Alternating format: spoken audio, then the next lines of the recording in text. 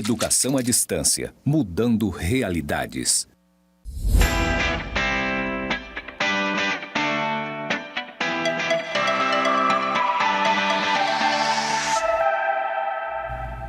Olá, seja bem-vindo, seja bem-vinda à primeira aula da disciplina de Comunicação e Linguagem do curso de Gestão Comercial. Na aula de hoje, vocês estudarão sobre a concepção de linguagem até a produção textual. Para a gente iniciar o nosso diálogo, a gente tem que pensar o que é a linguagem. Todos nós nos comunicamos. E para isso nós utilizamos a linguagem, seja a linguagem verbal, seja a linguagem não verbal, seja a linguagem mista. O fato é que durante todo o nosso dia, desde o momento em que nós nascemos, nós estamos nos comunicando por meio dessa linguagem. Mas vocês já pararam para pensar o que é a linguagem? Qual é a concepção de linguagem? Bem, são várias as concepções de linguagem.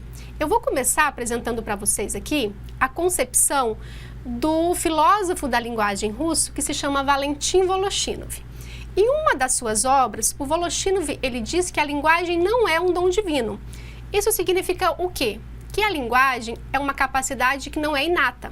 Nós não nascemos com ela, nós nos apropriamos dessa linguagem no decorrer das nossas vidas, nas interações com os outros, nas interações com os livros, que é a linguagem verbal e escrita. Então, neste processo de interação é que nós nos apropriamos da linguagem, seja a linguagem falada, seja a linguagem escrita. Portanto, não é um dom divino, não é um presente da natureza, porque não é uma capacidade inata. A linguagem, na concepção desse filósofo da linguagem, é o produto da atividade humana coletiva e reflete em todos os seus elementos, tanto a organização econômica, como sociopolítica da sociedade que a gerou. É por isso que a linguagem, ela evolui. A língua, ela é viva, ela se transforma, ela evolui. Por quê? Porque a língua, ela faz parte da sociedade, ela faz parte, né, da cultura de um povo. E se a sociedade muda, é natural que a linguagem, ela também passe por processos de transformação. E a linguagem não é neutra, como está dizendo aqui o Voloshinov.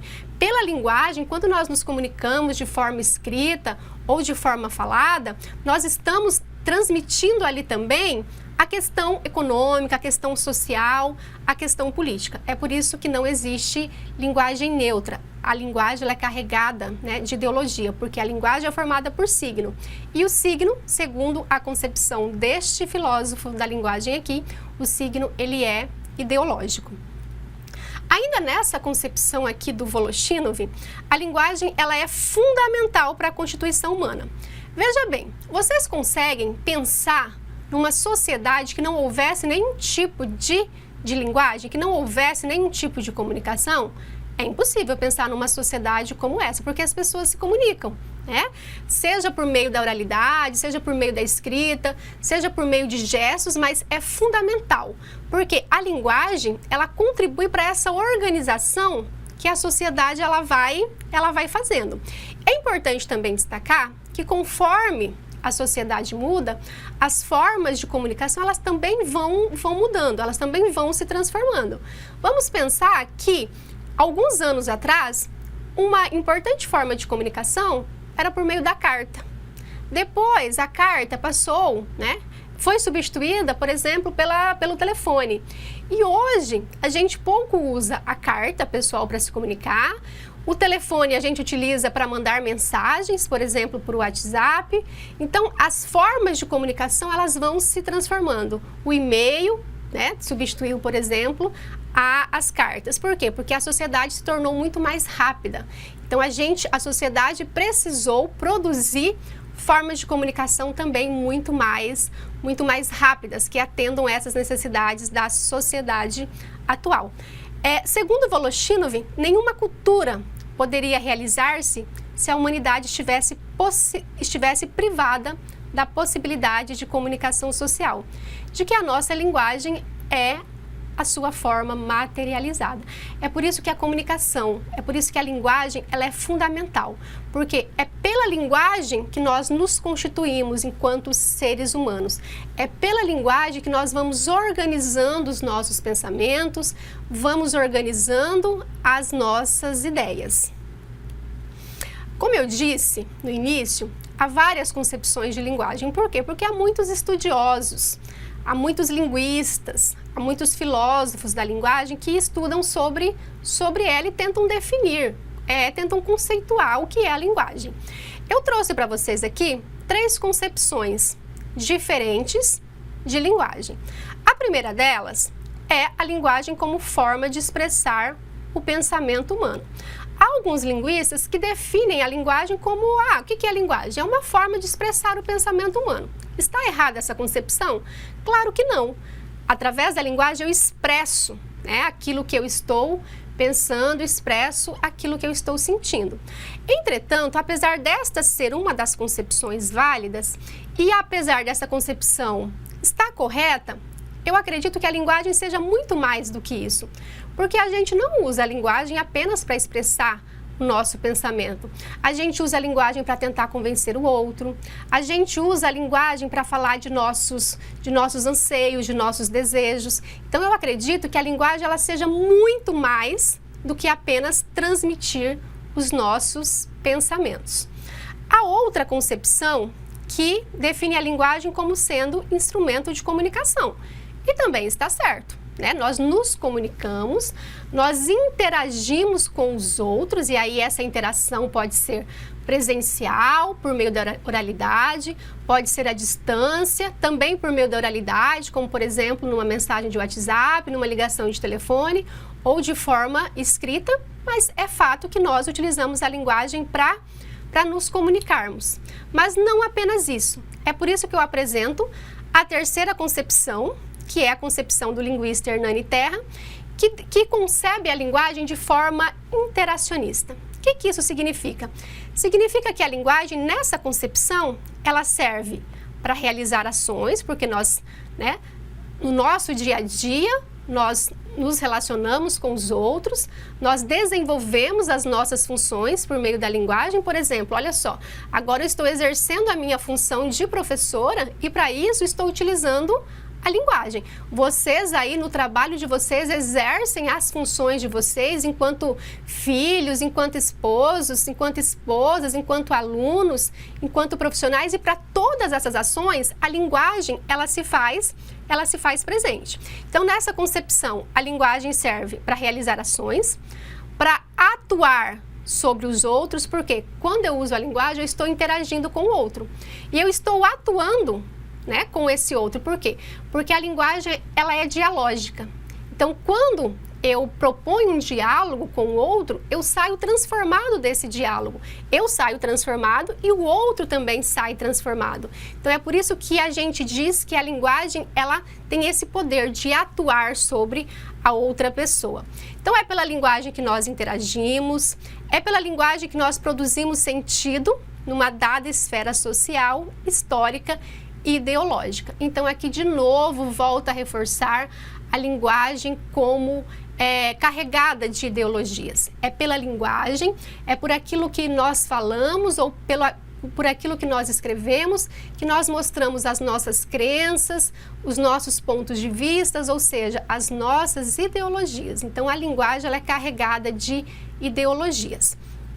Tem também, como eu disse, a linguagem como instrumento de comunicação. E a partir dessa perspectiva aqui, o Roman Jakobson, que também é um linguista, ele formulou a teoria da comunicação. Para ele, nessa perspectiva de linguagem como instrumento de comunicação, todo ato comunicativo, independente se é oral, se é escrito, independente do tamanho dessa comunicação, envolveria 6 elementos.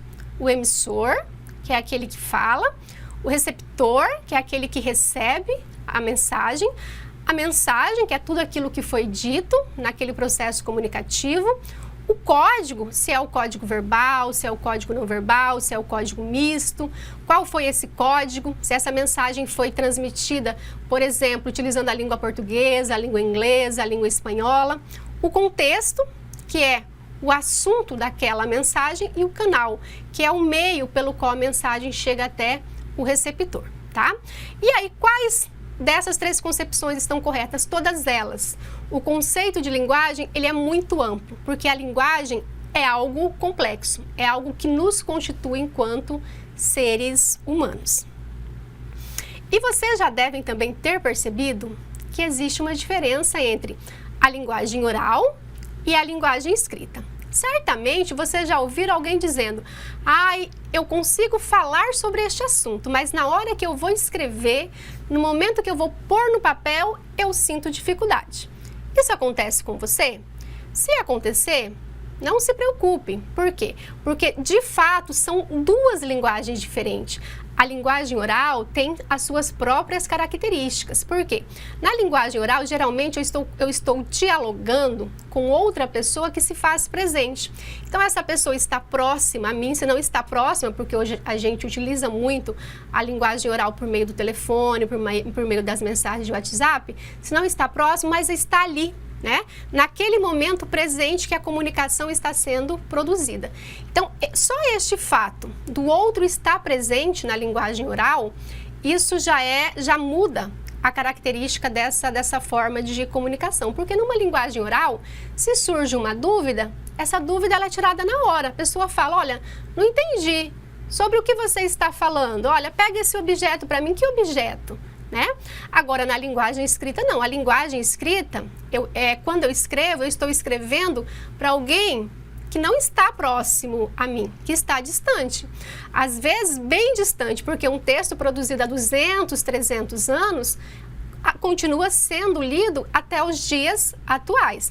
Então, quando a gente produz um texto escrito, é preciso levar em consideração que o outro que vai receber, que irá ler aquele texto, ele não se faz presente no momento da produção. Por isso que eu tenho que dar muito mais informações para ele compreender o contexto de produção. Isso é fundamental. Aqui eu trouxe para vocês algumas diferenças entre a linguagem oral e a linguagem escrita. Mas eu quero destacar que depende também, tá? Porque assim, por exemplo, na linguagem oral, há repetição de palavras. Por quê? Porque na linguagem escrita, eu tenho tempo para planejar aquilo que eu vou escrever. Isso é fundamental, tá? Toda atividade escrita deve ser planejada. Por isso que eu acabo utilizando na escrita um vocabulário mais rico, um vocabulário mais variado. Eu utilizo sinônimos para evitar repetição. E na fala, eu acabo tendo mais repetições de palavras, mas isso também depende da fala. Há situações de fala que precisa ser planejada. Exemplo, uma apresentação de trabalho, uma entrevista de emprego, uma entrevista para conseguir alguma bolsa, uma apresentação num seminário, uma apresentação num evento, uma apresentação de trabalho. São situações em que vocês usam a linguagem oral. Entretanto, nessas situações, exige uma linguagem oral mais formal, tá bom? Na linguagem oral também, pode ser que a gente utilize gírias e neologismos, tá? Neologismos são novas palavras que surgem na língua. Como eu disse, depende da situação oral. Já na linguagem escrita, a gente usa mais termos técnicos. Na linguagem falada, oral, a gente usa onomatopeias, que são palavras que tentam reproduzir os sons. Já na linguagem escrita, a gente utiliza palavras mais eruditas, substantivos mais abstratos. Então, são algumas diferenças que devem ser levadas em consideração no momento em que vocês forem produzir um texto escrito. Mas também tem que ficar muito atento quando forem produzir um texto oral para uma situação que exige uma linguagem mais formal, ou seja, uma linguagem mais próxima da linguagem culta, tá? Então, na linguagem oral também, a gente emprega, tem um emprego restrito de certos tempos e aspectos verbais, enquanto na linguagem escrita a gente faz, uso por exemplo, do pretérito mais que perfeito, do modo subjuntivo. Na linguagem verbal, há uma colocação pronominal mais livre. Na linguagem escrita, não, a gente tem que respeitar as regras gramaticais. Por exemplo, na linguagem falada, pode ser que a gente produza uma frase inacabada. Por quê? Porque o outro pode me interromper e a frase vai ficar inacabada e não vai haver e a comunicação não vai ser prejudicada. Já no texto escrito, isso não é possível. As frases, os parágrafos devem ser bem construídos, tá bem? Quando a gente fala em linguagem, em língua também, a gente pensa, então nós moramos no Brasil, todo mundo fala a língua portuguesa? Claro que não. Primeiro que existem ainda muitas línguas indígenas que são faladas aqui ainda por povos indígenas, mas vamos pensar na língua portuguesa, por exemplo. Nós falamos a língua portuguesa, mas todos utilizam essa língua portuguesa da mesma maneira? Não. Então, a gente vê diferentes sotaques. Eu, por exemplo, puxo R, eu falo porta, eu falo porteira. Tem gente que não, fala porta, porteira, né? Por quê? Porque depende da região que essa pessoa nasceu, da região que essa pessoa viveu. Então, é o que nós chamamos de diversidade linguística, que as línguas, elas possuem variedades, que as línguas, elas possuem diversidades. Isso é ruim, professora? Todo mundo não deveria falar da mesma forma? Não, gente. A língua, ela faz parte de uma sociedade. A sociedade é diferente. Então, é natural que a língua apresente essas diferenças também. E aí eu trouxe para vocês algumas variedades linguísticas, tá? Existe, por exemplo, a variedade regional, que depende da região. Então, uma pessoa que é do sul fala diferente de uma pessoa que é do nordeste, que fala diferente de uma pessoa que é do norte. Por exemplo, isso aqui, né? Isso aqui é o quê? É mandioca? É aipim? É macaxeira? Todas essas formas estão corretas. Por quê? Porque depende da região. Cada região há uma forma de chamar, por exemplo, né? Eu, por exemplo, chamo de mandioca, mas eu sei que em algumas regiões eles usam aipim ou, por exemplo, macaxeira.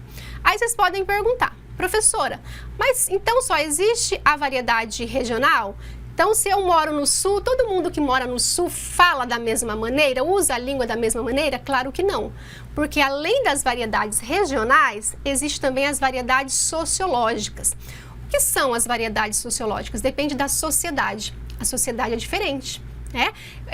E essa diferença vem tanto da classe econômica, né? Se a pessoa tem mais dinheiro, se a pessoa estudou mais, se a pessoa estudou menos, se a pessoa lê mais, se a pessoa lê menos. Então, essas diferenças sociais refletem também no uso que as pessoas fazem da língua. Uma pessoa que estudou por mais tempo, uma pessoa que tem a necessidade de ler mais, ela acaba utilizando a língua mais próxima da linguagem culta formal. Já uma pessoa que teve menos oportunidades de ir para a escola, que lê menos, ela acaba utilizando uma linguagem mais coloquial, uma linguagem mais popular. E nós também temos as variações situacionais. O que é isso? Que nós mudamos a forma de nos comunicarmos dependendo da situação. Por exemplo, agora eu estou aqui como professora da disciplina de comunicação e linguagem. Então, neste momento, eu estou numa situação formal. Então, eu tento utilizar uma linguagem mais próxima à linguagem culta. Agora, em nem todos os momentos eu tenho esta preocupação. Por exemplo, há situações que eu estou com a minha família, há situações em que eu estou com os meus amigos que eu uso uma linguagem diferente, sem tantas preocupações com as regras gramaticais, tá? Então, o Marcos Banho, linguista brasileiro, ele diz que isso é natural. Essas variações são naturais. Por quê? Porque a língua, ela é um organismo vivo que está em constante processo de transformação. Então, quando a gente fala em língua, a gente não fala em certo ou errado. A gente fala em adequado e inadequado, né? Por exemplo, nesta situação aqui, seria inadequado eu utilizar uma linguagem coloquial. Por quê? Porque aqui eu estou como professora numa situação formal. Então, nesta situação, eu preciso utilizar uma linguagem formal, próxima à linguagem culta. E isso também reflete nas comunicações empresariais. Quando vocês concluírem o curso de gestão comercial, vocês vão trabalhar na área, né? E a comunicação vai estar presente em todas as situações aí da vida profissional de vocês. O Medeiros, ele afirma que as organizações tentam possibilitar canais de comunicação que permitam uma comunicação harmoniosa entre todos os sujeitos. Isso é importante. Um ambiente de trabalho que tenha uma comunicação harmoniosa, que tenha uma comunicação eficiente. Por quê? Porque o objetivo da comunicação é se fazer entender. Então, eu preciso falar ou escrever de uma forma que o outro me compreenda, tá? Por quê? E essa comunicação tem que ser eficiente tanto com o público interno quanto com o público externo. O Medeiros também, ele aponta alguns elementos que dificultam a comunicação nas empresas, como, por exemplo, a incapacidade verbal, oral e escrita para produzir efeitos de sentido. Então, quando a pessoa não sabe como organizar as suas ideias, seja de forma oral, seja de forma escrita, isso impossibilita, né, o processo comunicativo. A falta de coesão e coerência entre os enunciados têm que ter coesão, têm que ter coerência, tá? Excesso de opiniões, juízos de valor, quando somente os fatos podem gerar soluções. Uso de termos técnicos desconhecidos do enunciatário. Com certeza, no curso de gestão comercial, vocês se apropriarão de vários termos técnicos da área. Então, é preciso, quando vocês estiverem se comunicando com pessoas que dominam esses termos técnicos, vocês podem utilizá-los. Agora, haverá situações no trabalho de vocês que vocês terão que se comunicar com outras pessoas que não são formadas na área de administração e nem de gestão comercial. Então, para essas pessoas, vocês devem substituir esses termos técnicos por outros termos mais adequados, já que o objetivo da comunicação é se fazer entender. Outras dificuldades, segundo o Medeiro, é a imprecisão vocabular, bem como o uso de estruturas fraseológicas de difícil compreensão e de enfeites retóricos para impressionar o leitor. Veja, o objetivo da linguagem é se comunicar. Então, a gente tem que escrever da forma mais objetiva possível, escrever e falar também. O acúmulo de pormenores, quando a gente vai falar ou vai escrever, a gente tem que ver o que de fato é importante. E excesso de adjetivos, advérbios, frases feitas e clichês, tudo isso atrapalha o processo comunicativo dentro de uma organização. Bem, e nós estamos falando da linguagem, que nós nos comunicamos, e a comunicação acontece por meio de texto. E o texto não é só o texto escrito. Por exemplo, agora eu estou me dirigindo a vocês por meio de um texto verbal, oral, mas que não deixa de ser um texto. Então, há textos que são orais, há textos que são escritos, há textos que são imagéticos, que apenas uma imagem pode se constituir um texto. Então, qual é a definição do texto? Eu trago para vocês aqui a definição do Hernani Terra, de que texto é uma criação humana que nos transmite algo que vamos chamar de sentido. Então, a primeira característica do texto é que ele tenha sentido. Então, às vezes, o texto ele é enorme, tem várias linhas, várias páginas, mas não pode ser chamado de texto. Por quê? Porque não está organizado de modo que o leitor, que o ouvinte produza sentido. Então, ele precisa ser estruturado, organizado para produzir sentido. E o texto, ele é um produto cultural, produzido por sujeitos. Então, por isso que os textos, eles reproduzem as crenças, as ideologias da sociedade em que foi produzido. Então, de novo, nós voltamos. Todo texto é ideológico, porque quando eu escrevo, quando eu falo, eu transmito para o outro as minhas crenças, as minhas ideologias, tá? E os textos, eles podem ser verbais. O que é o texto verbal? É o texto constituído por palavras, seja a palavra escrita, seja a palavra falada. Quando o texto é constituído por palavras faladas, eu chamo de texto verbal oral. Por exemplo, nesta situação aqui, eu estou me comunicando com vocês por meio da comunicação verbal oral. Mas lá no material escrito, que vocês já devem ter lido, não é mesmo?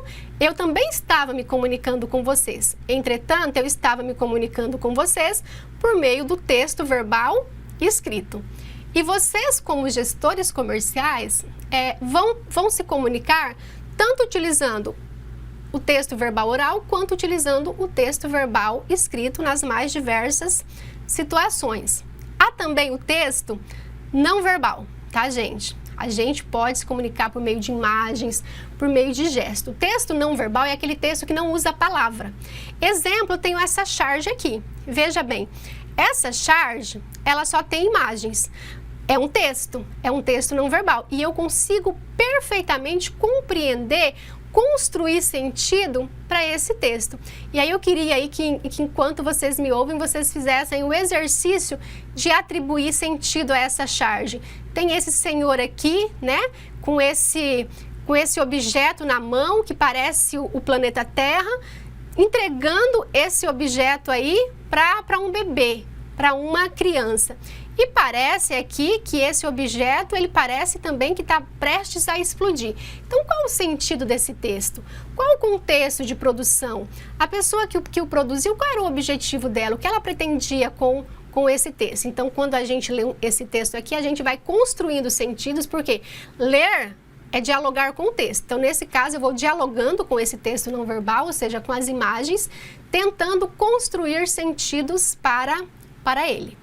A gente também tem o texto misto, conhecido também como texto híbrido, tanto faz, misto ou híbrido. O que é o texto misto? É aquele que une a linguagem verbal e a linguagem não verbal, muito comum nas propagandas, por exemplo, né? Olha só, nessa propaganda, por exemplo, eu tenho a linguagem não verbal, que é a imagem deste hambúrguer suculento, delicioso, e tenho a linguagem verbal. Bateu a fome? Pede um hambúrguer. Quando o texto é constituído por ambas as linguagens, as duas são importantes, não existe uma mais importante que a outra. Se tem as duas linguagens, é porque eu preciso das duas para atribuir sentido a aquele texto. Bem, e a gente falei sobre o texto verbal oral, o texto verbal escrito e o texto não verbal e o texto misto, mas nessa disciplina especificamente, o nosso objeto de estudo vai ser o texto verbal escrito, né? E o que é escrever? Escrever não é apenas traduzir a fala em sinais gráficos, não é mesmo. Escrever não tem nada a ver com representar, né, os sons. Escrever é uma atividade complexa que exige organização das minhas ideias, organização dos meus pensamentos. Os autores Durigan, Pereira e Abreu, eles falam assim, olha, a escrita tem normas próprias, tais como regras de ortografia, que evidentemente não é marcada na fala. Já falei para vocês anteriormente que falar é diferente de escrever. Como, por exemplo, regras de pontuação, de concordância, do uso dos tempos verbais. Entretanto, gente, não basta utilizar essas regras, tá? E outros recursos da norma culta para que o texto ele seja bem escrito. Não basta também saber que escrever é diferente de falar. Isso já expliquei para vocês. É necessário preocupar-se com a constituição do discurso, entendido aqui como o ato de linguagem que representa a interação entre o produtor do texto e o seu receptor. Além disso, é preciso ter em mente a figura do interlocutor e a finalidade para a qual o texto foi produzido. Então, escrever é uma atividade complexa, é uma atividade que exige planejamento. Então, quando eu vou escrever um texto, claro que eu tenho que me preocupar com questões gramaticais, com pontuação, com concordância verbal, concordância nominal. Mas, além disso, eu preciso pensar em outras condições. Por exemplo, eu preciso definir o conteúdo que será abordado. Eu vou escrever esse texto. Qual conteúdo eu irei abordar nesse texto? Então, eu vou selecionar, eu vou fazer um recorte do conteúdo, já que é impossível escrever sobre tudo daquele tema, daquele conteúdo. É preciso pensar nos possíveis leitores, porque sempre que eu vou escrever, eu tenho que pensar para quem eu estou escrevendo. Por quê? Porque dependendo do receptor, eu vou mudar a minha linguagem. Se eu estou escrevendo uma carta para minha mãe, para o meu amigo, a linguagem vai ser uma. Um e-mail para o meu colega de trabalho, para o meu chefe, a linguagem vai ser outra. Então, quando eu defino o meu interlocutor, eu defino também qual é a linguagem mais adequada para aquela situação. É preciso definir o objetivo da produção. Sempre que eu for escrever, eu preciso me perguntar, com que objetivo? Qual é a minha intenção com esse texto? Por quê? Porque só quando eu souber qual é a minha intenção, é que eu poderei organizar, planejar bem esse texto. É preciso definir o gênero. Por exemplo, qual é o gênero que eu vou utilizar? Vou utilizar a propaganda, a carta, o bilhete, o ofício, o memorando, resenha, resumo, entre tantos os outros gêneros que existem. O suporte, ou seja, onde esse texto vai circular? Vai ser no jornal, vai ser no mural, vai ser nas redes sociais, no livro, numa revista, tá? A variante linguística que eu vou utilizar, que a variante vai depender do objetivo da comunicação e para quem eu estou, né, comunicando, e definir se esse texto eu vou utilizar um tom crítico, um tom irônico, um tom engraçado, entre outros elementos. Então, para a gente escrever bem, é preciso ter conhecimentos prévios sobre o assunto. É por isso que eu sempre digo, a escrita, ela é resultado de muita leitura. Antes de escrever, é preciso ler e ler muito. É preciso planejar a escrita, selecionar as informações que eu vou utilizar naquele texto, já que eu disse que é impossível abordar todos os assuntos referentes àquele tema, então é preciso fazer um recorte, delimitar o tema e revisar. Revisar é essencial, tá? Nós temos que aprender a revisar os nossos textos antes de enviá-los. E nessa revisão, eu tenho que, além de observar se não há erros de escrita, de acentuação, eu tenho também que observar se o texto cumpriu com o objetivo. Lembra que eu falei que é preciso pensar, qual é o objetivo desse texto? Na revisão, eu preciso me perguntar, esse texto cumpriu com o objetivo para o qual ele foi feito? Se a linguagem utilizada está adequada ao receptor, se o texto escrito ele foi escrito de forma coesa e de forma coerente, se as informações estão claras, tá? Lembre-se, você não estará presente no momento da leitura para sanar as dúvidas do leitor. Então, é preciso ver se o texto apresenta progressão textual, isso é, começo, meio e fim, se ele não apresenta erros ortográficos ou gramaticais e também se ele está bem formatado, no caso de textos acadêmicos e de textos científicos. Bem, escrever, como eu disse, é uma atividade complexa, mas que pode ser bem desenvolvida. E só tem uma maneira. Para escrever bem, é preciso ler muito e é preciso praticar o ato de escrita. Então, eu sugiro aí que vocês comecem a ler, comecem por aqueles textos que vocês têm mais afinidades, que vocês mais gostem, e comecem também a escrever, a praticar a escrita, porque dessa forma, cada vez mais vocês vão melhorar o uso da linguagem escrita. Espero que vocês tenham gostado dessa primeira aula e a gente se vê na próxima. Até mais!